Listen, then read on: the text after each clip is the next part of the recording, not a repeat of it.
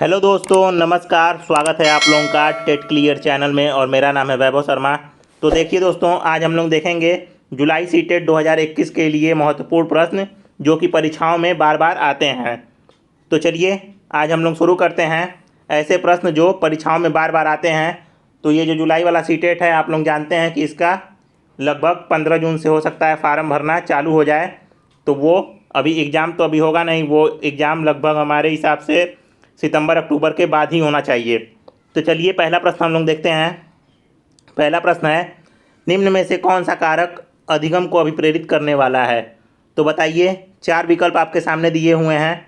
तो बताइए इनमें से कौन सा कारक अधिगम को अभिप्रेरित करेगा?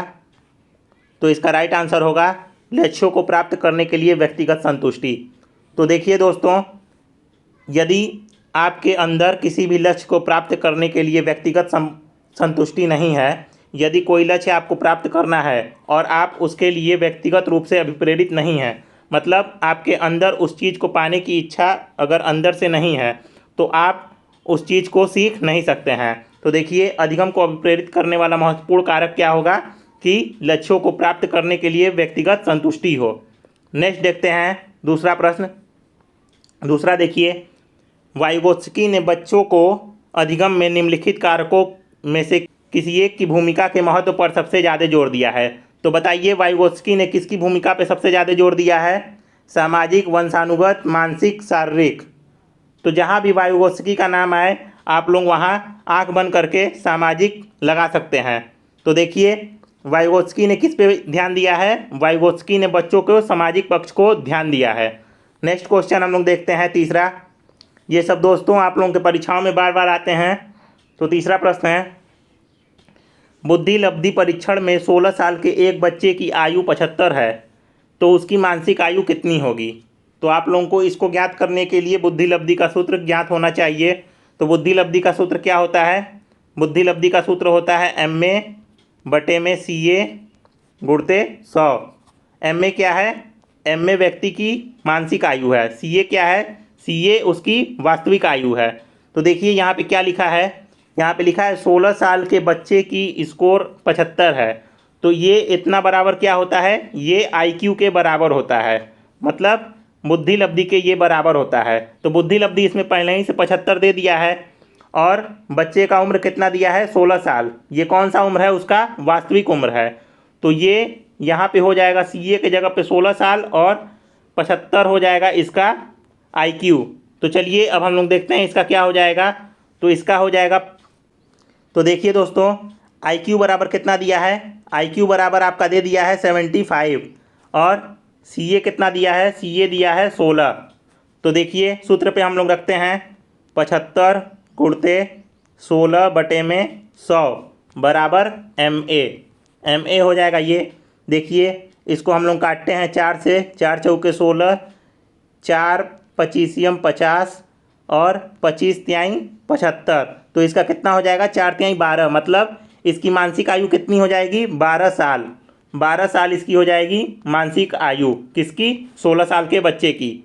तो इसका राइट आंसर क्या है? ऑप्शन नंबर डी, 12 साल। तो नेक्स्ट देखते हैं। नेक्स्ट है, निम्नलिखित में से कौन सा विकल्प विद्यालय आधारित मूल्यांकन के आधार पर सही है?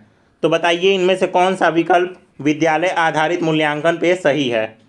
तो देखिए क्या क्या विकल्प है आपके सामने। पहला है राष्ट्रीय मानकों को प्राप्त करने में बाधक है। दूसरा है सभी विद्यार्थियों के निदान के माध्यम से और अधिक जानने में मदद करता है। तीसरा है शिक्षा बोर्ड की जवाबदेही कम कर देता है। तो इसका राइट आंसर क्या होगा? सभी विद्यार्थियों के निदान के माध्यम से और अधिक जानने में मदद करता है। तो देखिए इसका राइट आंसर क्या होगा? लिखा है विद्यालय आधारित मूल्यांकन के आधार पर कौन सा सही है। तो कौन सा सही है? विद्यालय आधारित मूल्यांकन के लिए सभी विद्यार्थियों के निदान के माध्यम से और अधिक जानने में मदद करता है। निदान मतलब क्या होता है दोस्तों? निदान मतलब होता है किसी रोग या किसी भी चीज़ क्यों घटित हो रही है उसका कारण का पता लगाना। वो क्या कहलाता है? निदान कहलाता है। तो चलिए देखते हैं हम लोग नेक्स्ट क्वेश्चन। देखिए पांचवा है, बच्चे कैसे सीखते हैं? निम्नलिखित में से कौन से विकल्प से सत्य नहीं है? बताइए इनमें से कौन सा विकल्प सत्य नहीं है? बच्चे कैसे सीखते हैं इनके बारे में। तो देखिए आपके सामने 4 विकल्प हैं। बच्चे कई तरीके से सीखते हैं, बच्चे केवल कक्षा में ही सीख सकते हैं, बच्चे सीखने के लिए स्वाभाविक रूप से प्रेरित होते हैं, बच्चे तब सीखते हैं जब वे संज्ञानात्मक रूप से तैयार होते हैं। तो ये तो सही है, संज्ञान मतलब जब उनके बुद्धि तैयार रहेगी तभी बच्चे सीखेंगे। तीसरा लिखा है बच्चे सीखने के लिए स्वाभाविक रूप से प्रेरित होते हैं, ये भी बात सही है। यहाँ पे देखिए लिखा है बच्चे केवल कक्षा में सीख सकते हैं, ये बात एकदम गलत है। देखिए सीटेट में जब भी प्रश्न आए और उसमें उत्तर में आपको कहीं केवल दिख जाए और पूछे कि कौन सा सही नहीं है, तो केवल वाला सही नहीं रहता है, क्योंकि किसी भी चीज़ में बाउंडेशन नहीं लगाना है बच्चों में। और बच्चे केवल कक्षा में ही सीखेंगे ये तो ज़रूरी है नहीं, कक्षा के बाहर भी सीख सकते हैं। बच्चे कई तरीके से सीखते हैं, ये भी सही है। तो इसका राइट आंसर क्या होगा? इसका राइट आंसर होगा बच्चे केवल कक्षा में ही सीख सकते हैं। ये इस बात की व्याख्या नहीं करता है कि बच्चे कैसे सीख सकते हैं। तो चलिए हम लोग नेक्स्ट देखते हैं। छठवां क्या है? इनमें से कौन सा सूक्ष्म गतिक कौशल का उदाहरण है? तो बताइए सूक्ष्म गतिक कौशल का उदाहरण क्या है? कूदना, लिखना, दौड़ना, चढ़ना। तो बताइए इनमें से कौन सा सूक्ष्म गतिक कौशल का उदाहरण है? तो वो है लिखना। लिखना सूक्ष्म गतिक कौशल का उदाहरण है, क्योंकि लिखने के समय सभी प्रकार की ज्ञानेंद्रियों का प्रयोग होता है। तो चलिए हम लोग देखते हैं 7वें क्वेश्चन को। 7वां क्वेश्चन है किसने सबसे पहले बुद्धि परीक्षण का निर्माण किया? तो बताइए सबसे पहले बुद्धि परीक्षण का निर्माण किसने किया? ये प्रश्न यूपी टेट में भी खूब पूछा जाता है। तो चलिए इसका राइट आंसर बताइए आप लोग। इसका राइट आंसर क्या होगा? इसका राइट आंसर होगा अल्फ्रेड बीने। अल्फ्रेड बीने ने सबसे पहले बुद्धि परीक्षण का निर्माण किया था।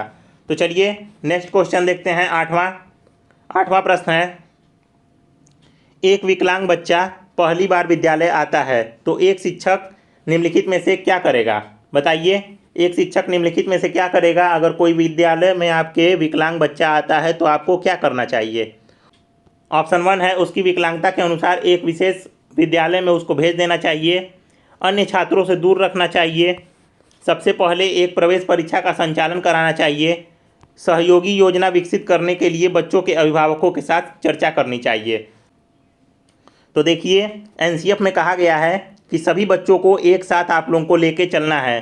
तो इसमें लिखा है पहले ऑप्शन में कि उसकी विकलांगता के अनुसार एक विशेष स्कूल में भेज देना चाहिए, ये चीज़ नहीं होगा। दूसरा है अन्य छात्रों से दूर रखना चाहिए, ये तो एकदम होगा ही नहीं। तीसरा है सबसे पहले प्रवेश परीक्षा का संचालन कराना चाहिए, बस विकलांग बच्चे के लिए परीक्षा का संचालन करवाएंगे, सबके लिए नहीं, तो ये भी नहीं होगा। चौथा है सहयोगी योजना विकसित करने के लिए बच्चों के अभिभावकों के साथ चर्चा करनी चाहिए, ये इसका राइट आंसर होगा। बच्चों के अभिभावकों के साथ चर्चा करनी चाहिए कि उस बच्चे को क्या क्या समस्या आ सकती है, उसी के आधार पे उसका प्रवेश करना चाहिए। तो देखिए 9 नंबर का प्रश्न क्या है? 2 शिक्षार्थी हैं जो भाषा सीख रहे हैं। एक शिक्षार्थी जो अपनी मातृभाषा सीख रहा है और दूसरा शिक्षार्थी उसी भाषा को दूसरी भाषा के रूप में सीखता है। दोनों किस प्रकार की गलतियां समान रूप से करेंगे? तो देखिए इसका राइट आंसर क्या होगा? इसका राइट आंसर होगा विकासात्मक प्रकार की गलतियां ये दोनों करेंगे। विकासात्मक प्रकार की गलतियां कैसे होंगी? विकासात्मक प्रकार की गलती से यहाँ पे तात्पर्य यह है कि एक बच्चा जो सीख रहा है वो अपनी मातृभाषा में सीख रहा है और दूसरा जो है उसी भाषा को दूसरी भाषा में सीख रहा है। तो जब उन दोनों में धीरे धीरे विकास की प्रक्रिया होगी उस भाषा के प्रति, तो उन दोनों में लगभग एक ही प्रकार की गलतियां देखने को मिलेंगी। यहाँ पे पूछ रहा है कि दोनों किस प्रकार की गलतियां समान रूप से करेंगे, मतलब जब वो विकासात्मक चरण में होंगे एक समय ऐसा आएगा कि जब दोनों एक ही लेवल पे सीख चुके होंगे तो वो दोनों एक ही जगह उसी अवस्था को विकासात्मक अवस्था कहेंगे, वहीं पे दोनों विकासात्मक प्रकार की गलतियां करेंगे। तो चलिए हम लोग 10वां क्वेश्चन देखते हैं। देखिए 10वां है निम्नलिखित विकल्पों में से कौन सा विकल्प एक बच्चे की सामाजिक मनोवैज्ञानिक आवश्यकताओं से संबंधित नहीं है? तो बताइए सामाजिक मनोवैज्ञानिक आवश्यकताओं से संबंधित कौन सा नहीं है? संगति की आवश्यकता, प्रशंसा या सामाजिक अनुमोदन की आवश्यकता, भावनात्मक सुरक्षा की आवश्यकता, नियमित रूप से शरीर से अपशिष्ट पदार्थ को बाहर निकालने की आवश्यकता। तो देखिए यहाँ पे लिखा है सामाजिक मनोवैज्ञानिक रूप से संबंधित नहीं है, वो सामाजिक और मनोवैज्ञानिक रूप से संबंधित नहीं होनी चाहिए। तो देखिए चौथा विकल्प है नियमित रूप से शरीर से अपशिष्ट पदार्थों को बाहर निकालना, ये सामाजिक मनोवैज्ञानिक रूप से संबंधित नहीं है। तो इसका राइट आंसर क्या होगा? Option number 4। तो चलिए हम लोग बढ़ते हैं नेक्स्ट क्वेश्चन की ओर। तो देखिए 11 नंबर प्रश्न है बच्चों के बौद्धिक विकास की 4 विशिष्ट आवश्यकताओं की पहचान किसके द्वारा की गई? ये बहुत ही महत्वपूर्ण प्रश्न है सीटेट का, आप लोगों को पता होना चाहिए। ये जीन पियाजे के द्वारा की गई। बच्चों के बौद्धिक विकास को 4 विशिष्ट अवस्थाओं में बांटा गया है। किसके द्वारा? जीन पियाजे द्वारा।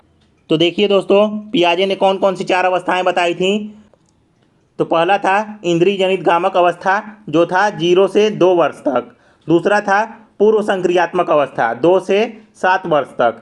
तीसरा था मूर्त संक्रियात्मक अवस्था, 7 से 11 वर्ष तक। चौथा था औपचारिक संक्रियात्मक अवस्था, जिसको अमूर्त अवस्था भी आप लोग कहते हैं, 11 से 15 वर्ष तक या फिर उससे ऊपर। तो चलिए बढ़ते हैं नेक्स्ट क्वेश्चन की ओर। तो देखिए 12वां प्रश्न क्या है। वह स्तर जिसमें बच्चा किसी वस्तु एवं घटना के बारे में तार्किक रूप से सोचना शुरू कर देता है कहा जाता है। कौन सा स्तर कहा जाता है? तो वो कहा जाएगा मूर्त संक्रियात्मक अवस्था या मूर्त क्रियात्मक अवस्था। Option number B is right. तो देखिए, ये जो 7 से 11 वर्ष की आयु होती है, उसमें बच्चे तार्किक रूप से सोचना स्टार्ट कर देते हैं। वो बच्चे अगर कोई भी चीज़ मूर्त अवस्था में उनको दिख रही है तो वो उनके बारे में सोच सकते हैं कि ये क्या चीज़ है। तो चलिए बढ़ते हैं हम लोग 13वें प्रश्न की ओर। 13वां प्रश्न है, विद्यार्थियों को विद्यालय में खिलाना क्यों उचित है? विद्यार्थियों को विद्यालय में क्यों खिलाएंगे? क्योंकि क्या होगा, लिखा है यह सहयोग एवं शारीरिक संतुलन का विकास करेगा। ये राइट है, इसका राइट आंसर। तो चलिए हम लोग बढ़ते हैं 14वें प्रश्न की ओर।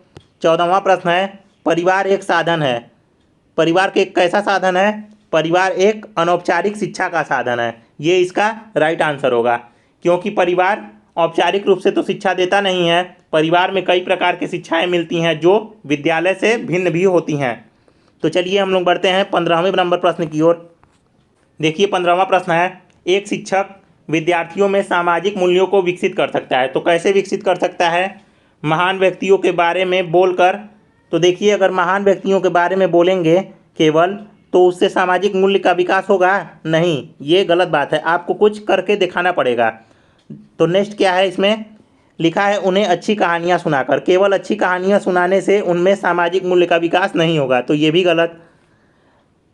डी वाला क्या है, अनुशासन की अनुभूति को विकसित करके। बस अनुशासन अनुभूति करवाएंगे तो उसमें सामाजिक मूल्य का विकास नहीं हो सकता है।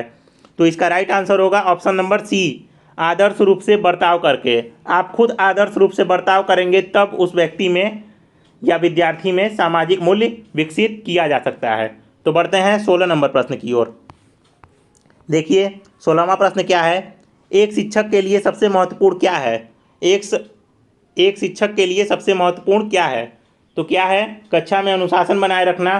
केवल अनुशासन बनाएगा शिक्षक? ये गलत है। एक सुवक्ता होना, शिक्षक हमेशा सुवक्ता होगा केवल? तो ये भी एक गलत है। नीचे है विद्यार्थियों की कठिनाइयों को दूर करना, तो ये इसका राइट आंसर होगा। शिक्षक को चाहिए कि विद्यार्थियों की कोई भी कठिनाइयाँ हो उनको वो समाप्त करे। तो चलिए आगे हम बढ़ते हैं, नेक्स्ट देखते हैं। 17वां है, बचपन का सांप्रतिक दृष्टिकोण की मान्यता है। सांप्रतिक दृष्टिकोण की क्या मान्यता है? तो इसका राइट आंसर क्या होगा? इसका राइट आंसर होगा ऑप्शन नंबर डी, बचपन वृद्धि एवं परिवर्तन की एक अनूठी अवधि है। ये किसकी मान्यता है? ये मान्यता है सांप्रतिक दृष्टिकोण की। तो चलिए हम लोग बढ़ते हैं 18वें नंबर क्वेश्चन की ओर। तो दोस्तों, अगर आप लोगों को क्वेश्चन पसंद आए तो वीडियो को लाइक ज़रूर करिएगा और चैनल को सब्सक्राइब भी करिएगा। आप लोग वीडियो पूरा देखा करिए, इससे हमें भी मोटिवेट मिलता है, और वीडियो को लाइक भी किया करिए और नीचे कमेंट करके बताइए भी कि कोई भी प्रश्न गलत नहीं ना है या फिर पढ़ाने का तरीका कैसा है। तो चलिए हम लोग बढ़ते हैं 18वें नंबर प्रश्न की ओर। 18वां है, असंगठित घर से आने वाले बच्चे सबसे अधिक कठिनाई का अनुभव करेंगे। तो बताइए, असंगठित घर से आने वाले बच्चे कैसे कठिनाई का अनुभव करेंगे? तो ए ऑप्शन है सुनिर्मित पाठों में, बी है अभ्यास पुस्तिकाओं में, सी है नियोजित निर्देशन में, डी है स्वतंत्र अध्ययन में। तो असंगठित घर से आने वाले बच्चे सबसे अधिक किस में कठिनाई का अनुभव करेंगे? तो वो स्वतंत्र अध्ययन में कठिनाई का अनुभव करेंगे। नेक्स्ट देखते हैं 19वां है, चरित्र का विकास होता है। चरित्र का विकास कैसे होता है? इच्छा शक्ति द्वारा, नैतिकता द्वारा, बर्ताव एवं व्यवहार से, ये सभी। तो इसका राइट आंसर होगा ये सभी। चरित्र का विकास इन तीनों से बढ़ता है, ये सभी इज राइट। तो चलिए हम लोग बढ़ते हैं आज के लास्ट क्वेश्चन की ओर। लास्ट क्वेश्चन है, शिक्षक का बर्ताव होना चाहिए। शिक्षक का बर्ताव कैसा होना चाहिए? तो इसका राइट आंसर है ऑप्शन नंबर सी, आदर्शवादी। शिक्षक को आदर्शवादी होना चाहिए। शिक्षक केवल शिक्षाप्रद देने के लिए नहीं होगा, निर्देशनात्मक नहीं होगा, बस निर्देशन देगा। शिक्षक प्रशासनात्मक रूप से भी नहीं कार्य करेगा। शिक्षक कैसा होगा? एक शिक्षक को आदर्शवादी रूप से कार्य करना चाहिए। तो उम्मीद है दोस्तों आप लोगों को वीडियो पसंद आया होगा। वीडियो पसंद आए तो लाइक ज़रूर करें। मिलते हैं नेक्स्ट वीडियो में।